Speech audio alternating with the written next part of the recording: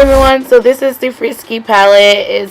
This palette, you can tell the shadows right from the start. I really love the fact that you can see what you're getting, and then on the back it has their products and it has the ingredients, everything listed. Alright, so with this palette, I want to just try to come up with a look where I know it's going to be nice, and the packaging feels really good.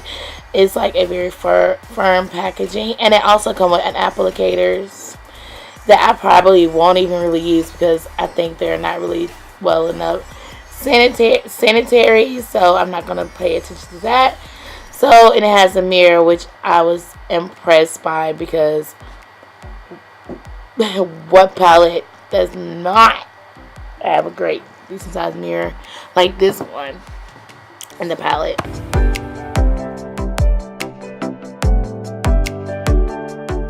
And of course, I like to use tape because tape is an easier way to apply to the end of the eyes to make that nice cut on the end of the look, like that sharp edge that you normally see on Instagram.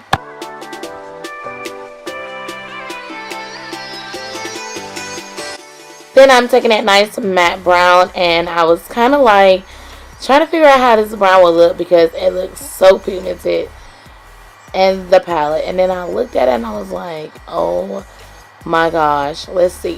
What? This brown is the most pigmented brown ever from the drugstore. Like, what brown eyeshadow do you ever see that's this pigmented? Even with swatches, it looks amazing and you can't go wrong with it.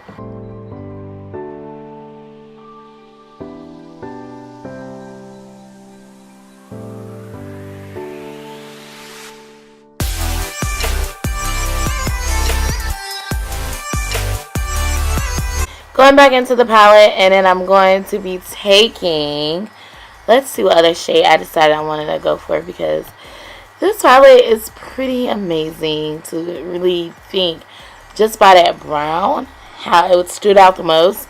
Let's go ahead and use their new concealer, which I have a review already. It'll be linked in the down bar, and I'll have like me introducing the palette on this channel video linked down below as well.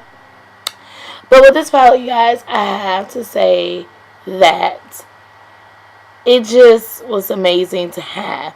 Now, it does come with a little smaller brush, and it might be great for the concealer brush. I don't know. Let's see. This concealer, I had to shake up the concealer because I did not want this concealer to be really runny, especially on the eyes. So, if you do that, your eyeshadow will not stay. It will just go all over the place, so you have to be very careful with that. So now I just did like my normal cut crease. If you guys are curious on how to come up with an easier cut crease method, I would highly recommend you to check out my concealer hack video or viral cut crease hack video. It'll be linked down below.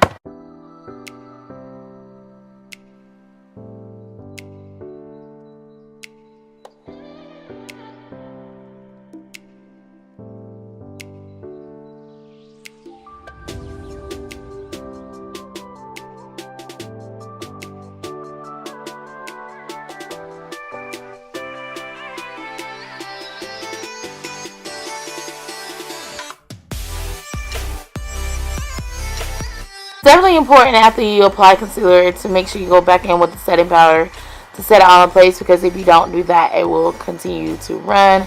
You don't want a runny concealer in a runny application. Like, you don't want that. That is hideous. I don't want to see that. You wouldn't want to see that. You wouldn't want to allow that to be on your face. So I'm going back in with the palette, and then I'm going to be taking, what shade I want to, okay, this nice frosty, this is like a bronze eyeshadow, and I went ahead and I applied it to 1/3 of the lid.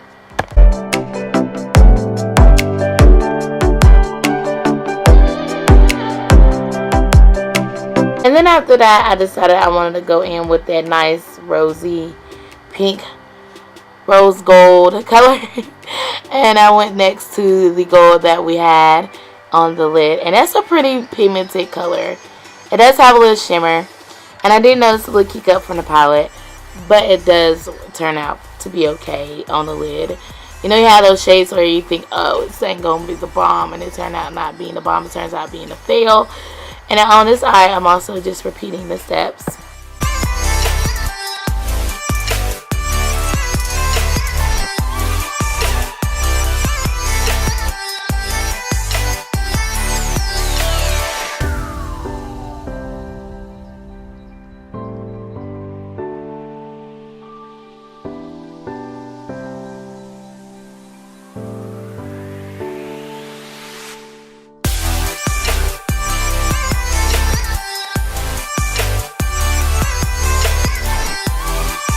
I went ahead and applied it into the inner corner, another gold shade from the palette, and it was a pretty gold shade. I wish it was more vibrant, but I kind of wish that I would have used their strobing product. It probably would have made a lot more better outcome of it. I like a really poppin' inner corner highlight.